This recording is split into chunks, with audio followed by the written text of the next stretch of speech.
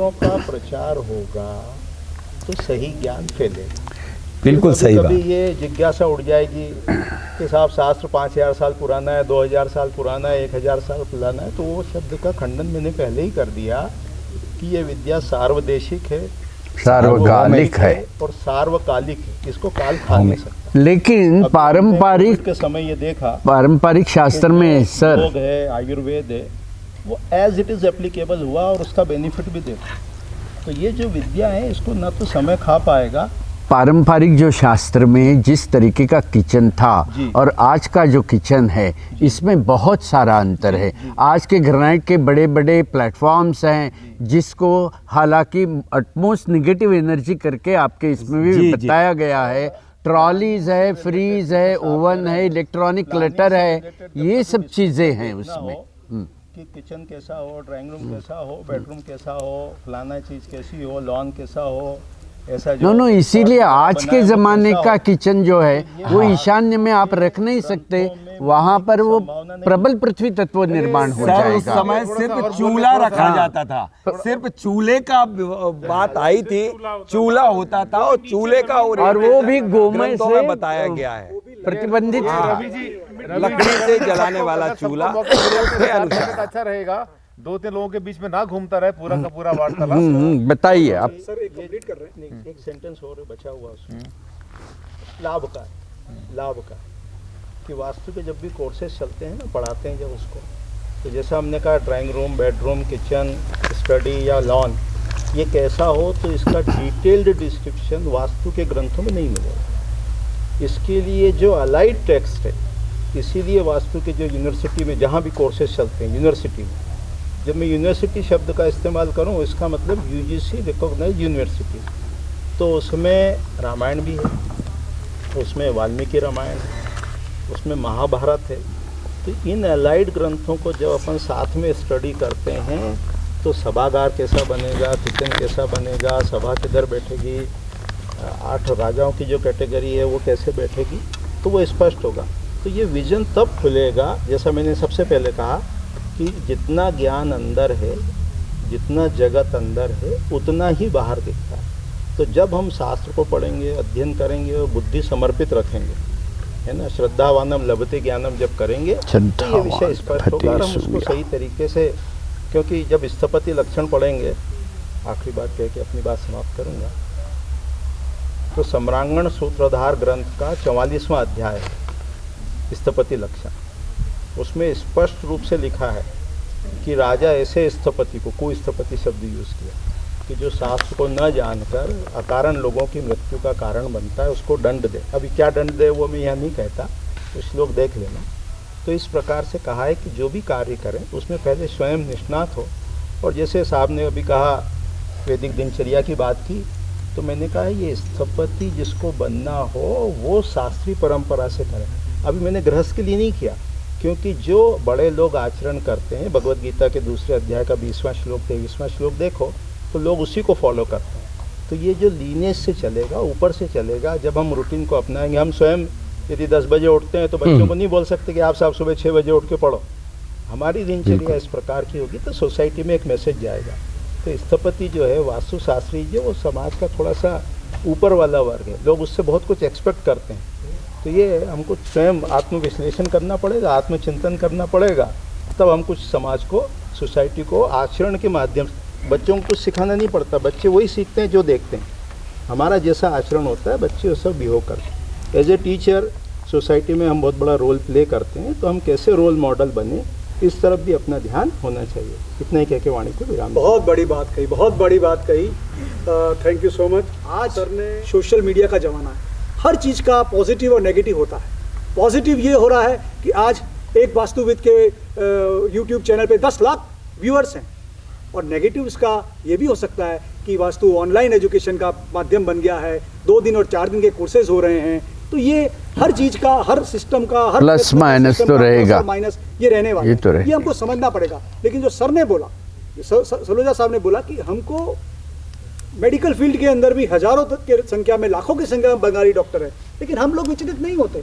Even medical store वाला बिना पर्चे, फ्रेश पर्चे के दवाएं डिस्पेंस करता रहता है, सालों तक करता रहता है और पेशेंट खाते रहते हैं, पेशेंट वापस हमारे पास नहीं आता, तो चलता है। दैट डजंट मीन कि एक बड़ा सक्सेसफुल एलोपैथ वो बोलता है कि आयुर्वेद के उपचार मत लो क्योंकि वो क्या अलग से मिश्रण हो जाएगा शरीर में, मैं जवाबदार नहीं रहूँगा, ऐसे बोलते हैं एलोपैथ्स भी।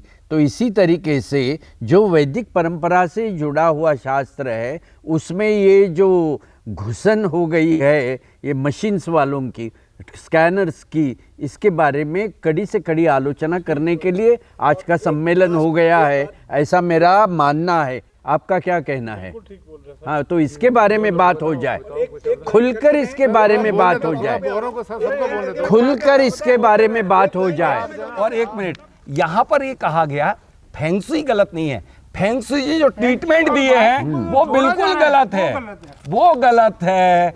फोकलुक साऊ चीनी देवता, भारत को क्या राम महावीर हनुमान छोटे पड़ गए क्या? रेमेडियां बेची जा रही हैं, रेमेडी बनाया जा रहा है, झूठ ये बोला क्या जा रहा चल रहा है?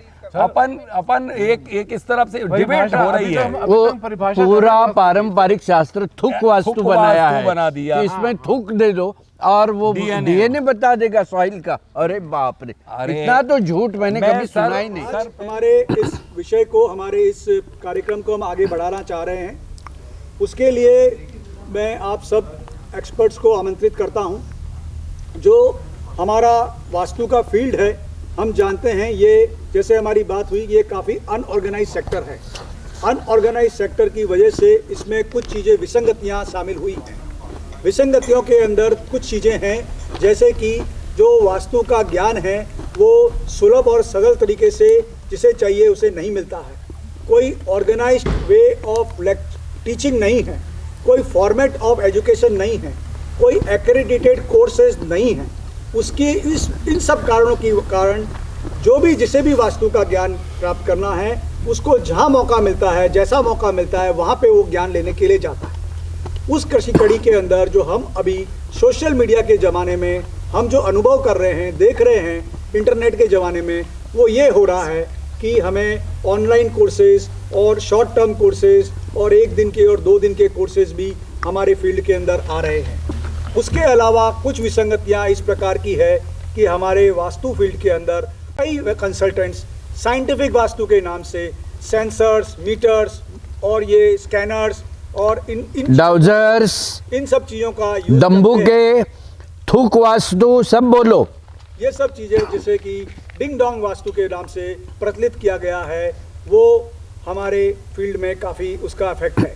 तो मैं चाहता हूँ, हमारे पास में एक्सपर्ट्स हैं जो लोग सालों से 30, 40, 50 सालों से वास्तु के फील्ड में जुड़े हुए हैं और बहुत गहराई से वास्तु करते हैं। हजारों लाखों की संख्या में के क्लाइंट्स हैं, किताबें हैं और बहुत गहराई से और बहुत नज़दीक से वास्तु को देखा है। सब पैसा बर्बाद करने की बातें, बिल्कुल बिल्कुल ठीक। आपकी भवन की बनावट गलत है तो उसे तोड़कर उसे ठीक करना होगा, तो ही आपका वास्तु। अब दूसरी बात, एक दूसरा वास्तु अनुकूल मकान भवन की बनावट जैसी होगी वैसा आपको प्रभाव मिलेगा। अब दूसरी बात एक और भी है ना, देखिए मेरी बात सुनिए कि मेरे माइंड में ये आया कि लोगों को जो है लूटना है मुझे। चलिए मैं अगर रतन दबाता हूँ, 10-20 हज़ार रुपये का मैं लाया, 10-20 15 हज़ार ले लिए मैंने, ज़्यादा ले लिए 2 हज़ार रुपये। लेकिन मैंने क्या मैंने मिट्टी का एक उल्लू बना दिया, उसके ऊपर मैंने पीला कपड़ा लपेट दिया और लोगों से कहा कि इससे आपको धन मिलेगा। और ये तुम्हारा जो है मान लिया कहीं से बना बनाया, लाल घोड़े ले आया मैं, लाल घोड़े, पीले घोड़े, कितनी रेमेडी है बनी ही, हिरन लाया, हिरन बनाया है ना प्लास्टिक का, आप लगाओगे सर 600 रुपए का लाया मैं लाया और 60,000 रुपए का बेच दिया और गुरु चेले ने दोनों ने मिलकर खाया उसको और ये पर्दाफाश हो गया, ऑन रिकॉर्ड आ गया, रिकॉर्डिंग में आ गया सब कुछ। ये सब चीजें क्या हो रही हैं, ये लूट मार का जैसे करना चाहिए। अच्छा आम आदमी क्या सोचता है, एक बात है, जो लोग इस तरह कर रहे हैं भुगतते भी हैं। हाँ वही जागरण, आप अपना तरीका सही वही जागरण करने के लिए आज इकट्ठा हुए हैं, क्योंकि आम जनता के सामने ये सब वीडियो जाने वाला है। हमें पता है कि क्या हो रहा है, लोगों को नहीं पता, लोग भोले भाले हैं, सीधे साधे हैं। किसी के ऊपर मुसीबत आई, उसने वास्तु वाले को बुला लिया, उसने बुला लिया वास्तु वाले को। जब बुला लिया तो उसके बाद जो सामान उसने बताया 12-15 लाख रुपए का लगाने के लिए, इसका और 15 लाख रुपए का लगाने के बाद दोनों हंस रहे हैं, दोनों बैठे मजे मार रहे हैं और वो क्लाइंट लुट गया, वो बेचारा मर गया। इसका मतलब क्या है? हम जुल्म कर रहे हैं, हम क्राइम कर रहे हैं बहुत बड़ा। शास्त्रों को जो है बिल्कुल लुटते हुए देख रहे हैं। शास्त्रों के नाम पर कर रहे हैं ना, कोई और नाम देते, साइंस का कोई बात नहीं थी, कोई अपने बात नाम से नहीं, चलाते हैं, डिंग हमें डोंग कोई दिक्कत साइंस नहीं। बोलो, हमें कोई वास्तु समस्या मत नहीं। बोलो उसको। लेकिन वास्तु के नाम पर जो कर रहे हैं, जो छल फरेब कर रहे हैं, फ्रॉड कर रहे हैं सबके सब, हम उसका पर्दाफाश करने के लिए आए हैं। Yes. उसका सबसे बड़ा एग्जाम्पल जो हमारे सामने आता है वो आता है हमारे, बहुत देखिए, सुंदर। ये चक्र हमारे सामने है। ये सेल्फ क्राफ्टेड वास्तु है जो कभी वास्तु शास्त्र में रहा ना कभी रहेगा। इसमें फेंग शुई को जोड़ा गया है। इसमें ये इसकी जो ये जो ऐसी रचना है, फेंग शुई भी बर्बाद, वास्तु भी बर्बाद। हाँ, दोनों बर्बाद, सर, इसमें फेंग दोनों शुई बर्बाद है। ऐसा है सर, ये जो चीज बनी हुई है ना, ये चीज जो बनाई रही किसी ने, इसके पीछे एक इंटेंशन थी। वो इंटेंशन ये थी कि दुनिया के सामने वास्तु सब पता चल गया।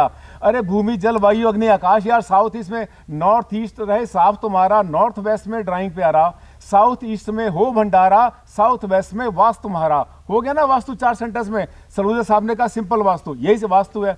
लेकिन उसमें मजा नहीं आया। उसमें यह हुआ कि जब नए नए लड़कों ने जो है 1 दिन का कोर्स किया तो उनको बताया गया कि तुम 6 फिगर की इनकम करोगे, ऑनलाइन ऑन रिकॉर्ड आपको मिल जाएगा, भरा पड़ा पूरा इंटरनेट। तो उसके बाद लोगों ने, छोटे बच्चों के मन में क्या आया, जितने भी लोग इस फ्रॉड के अंदर आ रहे हैं उन सब की उम्र जो है 15-20 साल से 25-30 साल के बीच में, सब यंग ब्लड हैं। उनको 4 दिन में करोड़पति बनना है और इससे आसान कोई तरीका उनको दिखाई नहीं दिया, इसलिए उस फ्रॉड के अंदर आ गए। जब फ्रॉड में उनको आया, उनको इस बात से लेना देना नहीं है कि किसी गरीब आदमी का खून चूस रहे हैं या हमें ये पाप अभी भोगना पड़ेगा, इस धरती पर भोगना पड़ेगा, उन्हें कोई मतलब नहीं है। उनको पता है कि हम करोड़पति बन सकते हैं और बन रहे हैं बहुत तेजी, और अभी जेल में है। और जेल में भी वो तो है नहीं उसका। और ऐसा ना, एक जैसे कहते हैं हम 20 करोड़ रुपए एक साइड का लेता हूं। एक वास्तु वाले ने कहा, नए लड़के ने कहा मैं जो 8 लाख रुपए लेता हूं, दूसरे बोला 1 करोड़ लेता हूं, तीसरे ने कहा 20 करोड़ लेता हूं, एक 40 करोड़ भी बोलना शुरू कर दिया। एक वास्तु का मैं 40 करोड़ रुपए लेता हूं। इसका मतलब क्या कर रहे हैं वो लोग? वास्तु कर रहे हैं और फिर दिखा रहे हैं मैं इतना सीनियर, मैं इतना सीनियर, और वो और अट्रैक्ट कर रहे हैं तो क्या है कि भोले भाले लोगों को। कांड शुरू हुआ वो इससे शुरू हुआ। अगर हम वैदिक वास्तु पर चलते, अगर 81 पद बना लेते जो हमारे शास्त्रों में है, जितने ग्रंथ उठाकर देखें, वास्तु कॉम्प्लिकेटेड नहीं है, वास्तु बहुत आसान है, बहुत ईजी है, आम आदमी के समझ में आने वाला है, उसमें कोई चक्कर नहीं है कहीं से कहीं तक। ठीक है, हम ज्यादा इस फील्ड में होते थोड़ा सेंस कर लेते हैं, लेकिन जब ये लगाया, ये लगाने से मजा क्या आया? ऐसा ये जो आकृति जो बताई गई है, ये हमारे शास्त्रों में कई ग्रंथों में हमें बताई गई है। ये भूखंड के लिए, भूखंड के केवल गोल भूखंड के लिए। अगर कहीं पर भूखंड गोल है, ये भी नहीं है, वो कुछ और बना हुआ है, उसमें भी 81 पद बना रखे हैं और उसके लिए बनाई थी। तब वो बनाने वाले को सोचा कि अगर मैं ये आकृति अगर चौरस फ्लोर पे लगा दूंगा तो कोई कोना बच जाएगा, कहीं जगह बचेगी, कहीं कटेगी, और ब्रह्मस्थान गायब हो जाएगा। ब्रह्मस्थान गायब भी हो जाएगा, ब्रह्मस्थान गोल भी हो जाएगा। जब ब्रह्मस्थान गोल होगा तो मैं उसकी रेमेडी करूंगा, ब्रह्मस्थान कटेगा उसकी रेमेडी करूंगा, जहां से बढ़ गया, जहां से रह गया उसकी रेमेडी करूंगा, इसकी करूंगा। इसके बाद जन्म हुआ बार चार्ट का, और बार चार्ट के अंदर ये दिखाया गया, मैं चैलेंज करता हूं दुनिया में, कोई भी दुनिया का ऐसा वास्तुशास्त्री, कोई भी बहुत बड़ा कहता है अपने आप को कि मैं वास्तुशास्त्र के हिसाब से मकान बनाऊंगा, रेमेडी नहीं करनी पड़ेगी, बिल्कुल ठीक बनेगा। अगर ये लगा दोगे, सब बना सकते हैं, जितने लोग बैठे हैं 2 मिनट का काम होता है। मैंने बनाकर भेजे भी थे ग्रुप के ऊपर कि लो आप घड़ी देखो, मैं 1 मिनट के अंदर नक्शा बना दूंगा आपके घर का। जब हम बना सकते हैं बड़े आराम से, तो जैसे ही ये लगाया उसके ऊपर, तो जो मेरा करा था सबका सब फेल हो गया। ये फेल होते ही अब वो कहते हैं कि यहाँ पर रुकने वाले नहीं है। हाँ सलूजा साहब, इस पर रुकने वाले नहीं है वो। इसके बाद आगे चलेंगे, एक और चीज उन्होंने बनाई, उसका नाम है बार चार्ट। बार चार्ट में कोई ऊर्जा, कहीं का एरिया बढ़ेगा, कहीं का घटेगा, ऊर्जा नहीं है वो सिर्फ क्षेत्रफल है, ऊर्जा उसका एरिया है। जब एरिया बढ़ेगा तो उसको नीचे लाना है, जो घटा हुआ है ऊपर लाएंगे, वो कर नहीं सकते। उसकी रेमेडी उन्होंने बनाई रखी है 15-20 150 रेमेडी बना दी। एक हिरन रखो, के बाद में सबके सब गुरु चेला मिलकर के आधे आधे खाएंगे, हम दोनों, तुम बेचो मैं खाऊंगा, ठीक, हम दोनों खाएंगे। अब उसके बाद में क्या हुआ, और वहां पर भी नहीं रुके तो रेमेडी बेची। रेमेडी जो 800 रुपए की आपको मार्केट में शो पीस मिल जाएगा, वो 80,000 रुपए का बेचा जाता है। क्यों बेचा जाता है? वास्तु की रेमेडी के नाम पर, और उस आदमी को बेचते जिसने, बाप रे, 80,000 में बेचते हैं सर। ये 20-20 लाख की रेमेडी करते हैं, शायद पता होगा। क्या सोना डालते हैं क्या उसमें? अरे वो सामान नहीं बेच देते हैं।